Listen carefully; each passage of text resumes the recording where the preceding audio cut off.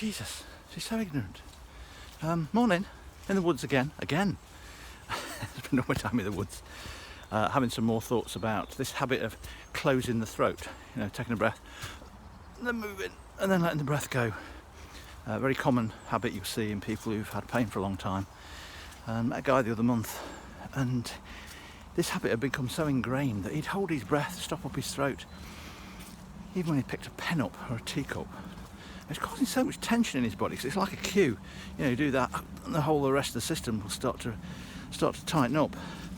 So, habit well worth breaking, and of course it's something that it's valid sometimes. If you're underwater, if you are in a cloud of noxious fumes, that's a good reason to close your throat.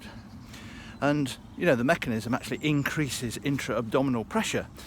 So if you're going to cough or you're going to clear constipation, is probably the most polite way of putting it, or you're using it for a specific technique for lifting, maybe in sport lifting, or even if you're lifting something that's far too heavy for you, that increase in intra-abdominal pressure creates a solid column in the abdomen that allows you to put effort into the upper limb while grounding yourself into the floor on your feet. But I think it's a habit that, as a rule, is best avoided. So it's something that's worth working on and just noticing if you do it, when you do it. And one of the interesting ones is, I met a lady the other week who did it every time I asked her a question. So we'd be talking, and then I'd say, so tell me about this, and she'd be like, and this just became so repetitive that I mentioned it to her.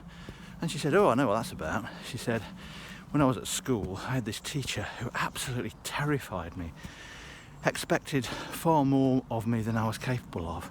So every single time I was asked a question and glared at by this teacher, she just went into panic mode, because, she wanted to answer the question, but there was nothing there. She didn't know the answer. And so basically she breathed in, closed the throat, and everything shut down. So it's an interesting habit, and I think one that is worth, like I say, keeping your eye out for. So check it out. And if you do it, well, don't. Right, bye.